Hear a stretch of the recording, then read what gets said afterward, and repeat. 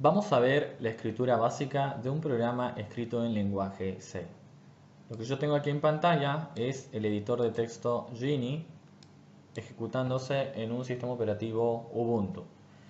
El código que tengo abierto es el famoso, bien conocido y el más comúnmente Hola Mundo que se utiliza en todos los programas.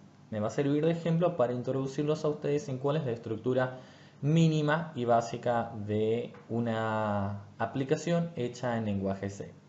Bien, lo primero que vemos aquí en la línea número 1 es un típico comentario. Este comentario está encerrado por un tipo que es del multilínea. Es decir, si yo aquí quisiera añadir más comentarios, como por ejemplo, hola, esto es un comentario, todo está encerrado dentro de los mismos parámetros de apertura y de cierre, ¿sí?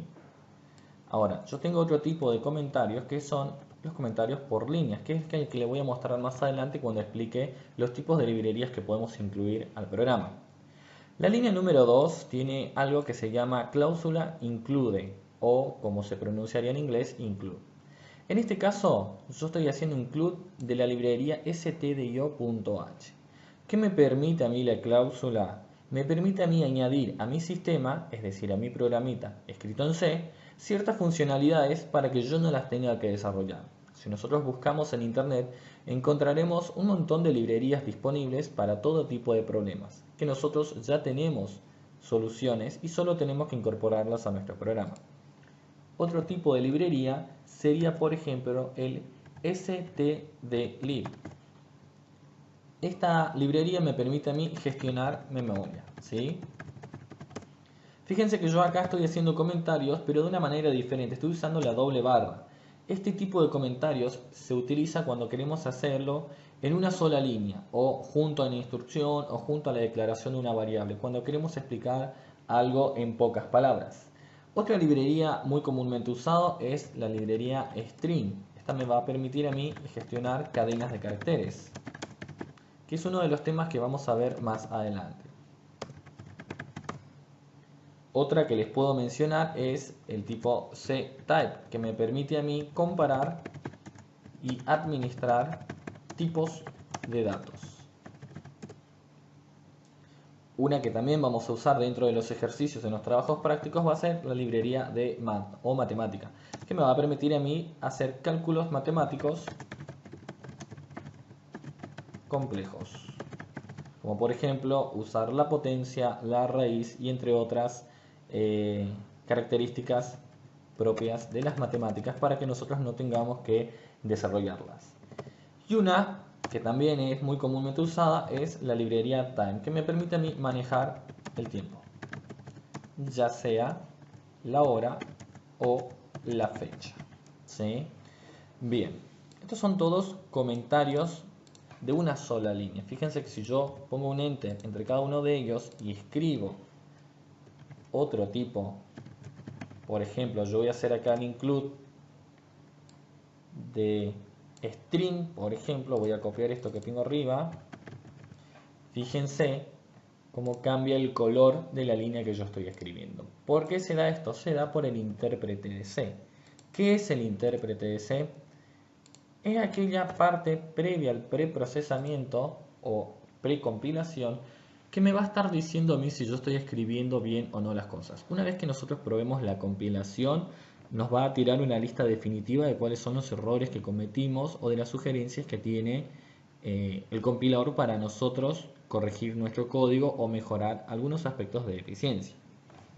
Bien, yo voy a borrar esto que tenemos aquí y le voy a mostrar la entrada principal a lo que es un programa en C, que es el main. Esto que tenemos aquí es el main. Es una función, ¿sí? ¿Por qué yo sé que es una función? Porque acá yo tengo un tipo de datos y acá yo tengo una cláusula llamada return, ¿sí?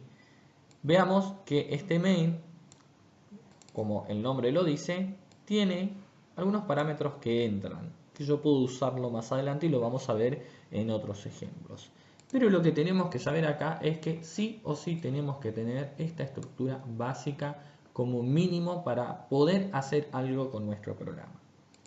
¿Y qué es lo que hace nuestro programa? Aquí tenemos el uso del printf. Printf es una función propia de la librería stdio, por eso es necesaria incluirla, que me va a mostrar un mensaje por pantalla. El mensaje que me va a mostrar por pantalla es hola mundo y el signo. Este pequeño símbolo que tenemos aquí con la barrita invertida hacia la izquierda de la N representa un enter. Si nosotros miramos el apunte en la página número 5, tenemos lo que son las expresiones constantes. Algunas de ellas, ¿sí?, las más comúnmente usadas son las que tenemos descritas acá. Y si nosotros buscamos la que tiene la barra N, nos dice que es nueva línea. Si nosotros quisiéramos, por ejemplo, incluir, no sé, algún tabulador vertical o algún tabulador horizontal, o quisiéramos usar el signo de interrogante, tendríamos que ponerlo de esta manera, ¿sí?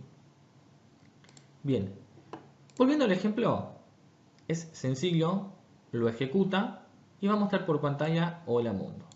Para compilar un programa en C, yo voy a guardar los cambios que hice, tenemos que tener abierta una terminal o una línea de comandos como lo conocemos nosotros en Windows. Y tenemos que escribir gcc, que es el compilador e intérprete de C. Y vamos a usar dos aspectos del compilador. El primero es el -wall y el segundo es el -o. El primero, -wall, me permite a mí decirle al compilador que si encuentra errores me los liste y me diga en qué línea está ese error. Y el -o va a generar un punto objeto. Ese punto objeto es el paso intermedio entre el código fuente, que es lo que nosotros tenemos aquí, y el programa ejecutable que vamos a usar al final. Lo que tenemos que hacer ahora después del guión es ponerle un nombre a nuestro ejecutable. Yo le voy a mantener el mismo nombre que el del archivo. Le voy a poner hola mundo, un espacio, y ahora le tengo que decir al compilador de dónde saco el código fuente para evaluarlo y pasarlo por el compilador. Como yo ya me encuentro en el escritorio, si nosotros miramos acá, no necesito acceder a ninguna otra ruta. Entonces le tengo que decir directamente el nombre de mi ejecutable, porque mi ejecutable es este que está aquí, ¿sí?, en el escritorio. Y le voy a poner holamundo.c, que es el que contiene el código escrito en el lenguaje que nosotros estamos aprendiendo. Y presionamos el Enter. Como no vemos ningún tipo de resultado en pantalla, no hay ninguna devolución, se cree que está todo bien.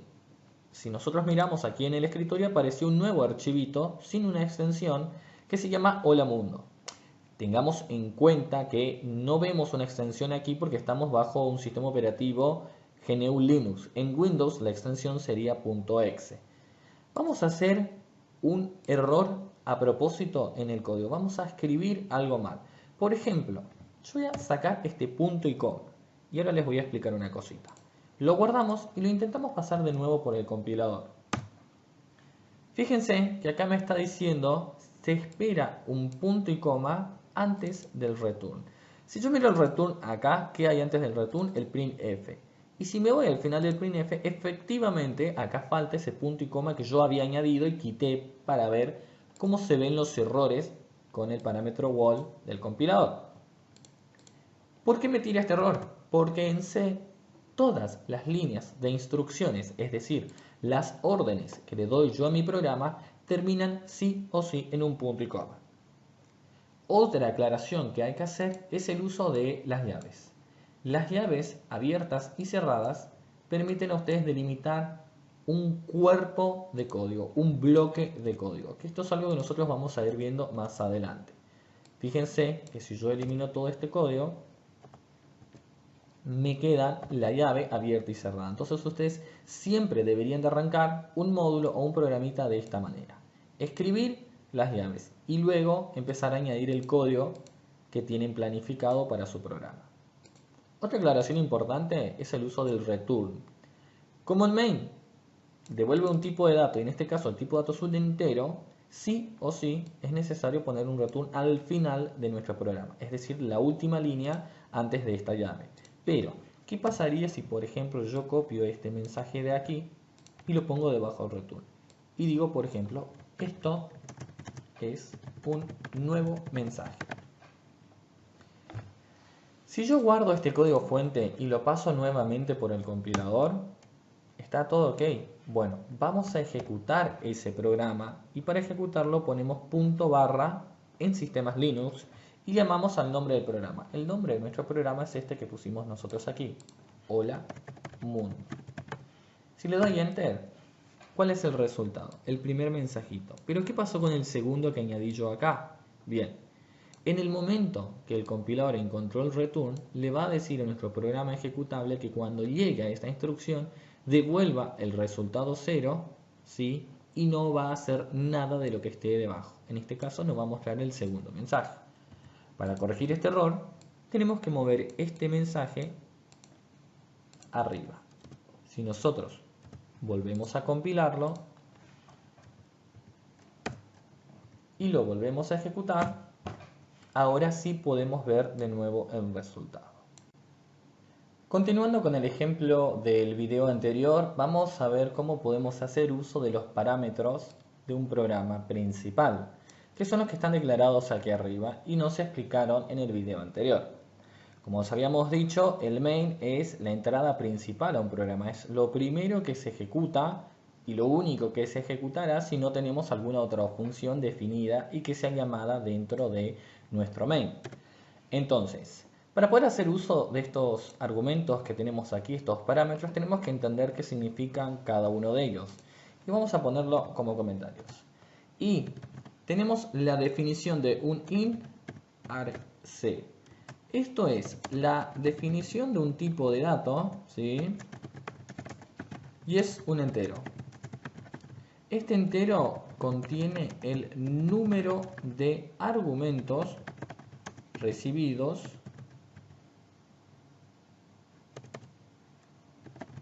en la llamada al programa. Bien. La otra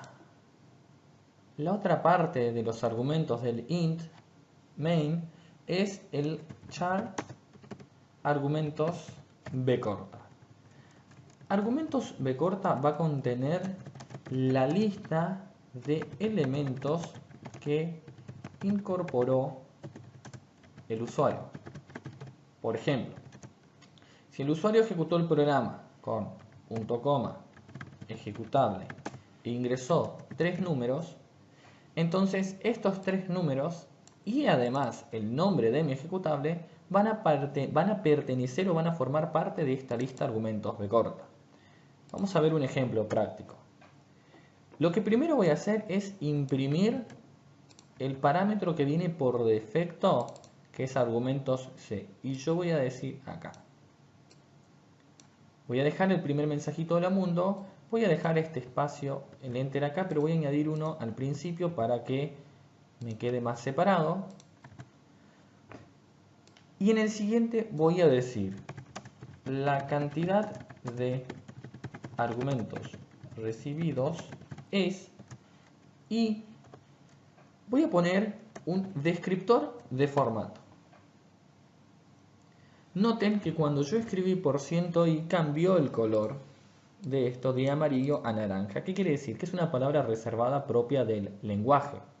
Si nosotros vamos al apunte y nos dirigimos a la página número 9, tenemos una lista de los descriptores de formato que podríamos llegar a usar para la resolución de nuestros trabajos prácticos.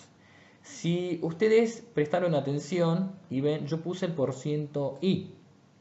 Al igual que el %i podría utilizar el %d. Esto me permite a mí hacer uso de características de números enteros. ¿Qué quiere decir? El printf imprime por pantalla cadenas que están formateadas. ¿Qué quiere decir? Que tienen un formato específico. Y cada formato dependerá del tipo de dato que yo pase como argumento a la llamada a esta función. Yo acá digo, la cantidad de argumentos recibidos es, y dejo esta bandera, este marcador. Luego, fuera de las comillas dobles y dentro de los paréntesis, tengo que poner una coma y el argumento que se corresponde con este descriptor de formato, que en este caso es argumentos C, que es, como dijimos hoy, el primer parámetro que me va a indicar a mí el main y es el que me dice a mí cuántos elementos entraron a la llamada del mensaje que ejecuto. Por ejemplo, en este caso se incluye el nombre del programa y 3 elementos. En este caso, el resultado de argumentos C es 4. Pero en nuestro ejemplo nosotros no vamos a añadir ningún parámetro, simplemente vamos a ejecutar y vamos a ver que en argumentos C hay un 1. Vamos a pasar a nuestro compilador y vamos a poner gcc-wall, como vimos en el video anterior, -o para el punto objeto, y vamos a poner el nombre de nuestro ejecutable, hola mundo, y el nombre de nuestro código fuente, hola mundo.c. Acá hay que tener cuidado porque en sistemas operativos algunos son case sensitive, otros no, así que hay que tener cuidado con los caracteres mayúsculas y minúsculas de los nombres de los archivos. Esto es algo que hay que tener en cuenta en los códigos, ¿sí? No es lo mismo para un intérprete de C que yo ponga un int con i mayúscula, fíjense cómo cambió el color, a un i con i minúscula, ¿sí? Son diferentes, los tipos acá están escritos en minúscula. Compilamos nuestro programa y tenemos nuestro ejecutable y lo vamos a llamar como lo vimos en el video anterior.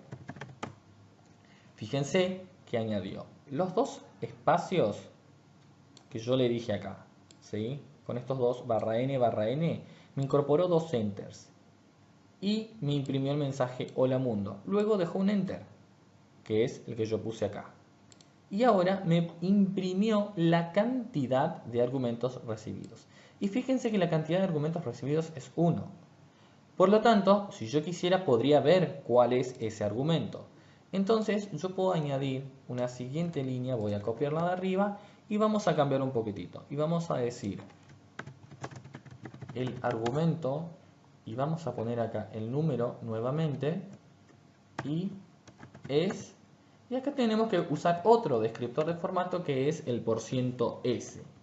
%s le dice a nuestro intérprete que en ese lugar tenemos que imprimir una cadena de caracteres, es decir, un texto, una frase o algo similar. Entonces, para ver un poquitito cómo ordenamos ahora estos marcadores, tenemos que tener en cuenta que luego de la coma tienen que ir dos parámetros. El primero va a ser un entero y el segundo va a ser una cadena de caracteres. El primero ya lo tenemos porque lo copiamos del mensaje anterior. El segundo lo separamos con una coma y vamos a poner argumentos b corta. Y ahora lo que tenemos que poner es las llaves, ¿sí?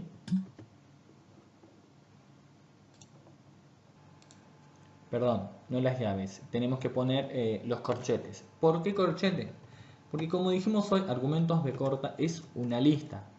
Más precisamente es un vector y es algo que nosotros vamos a aprender más adelante.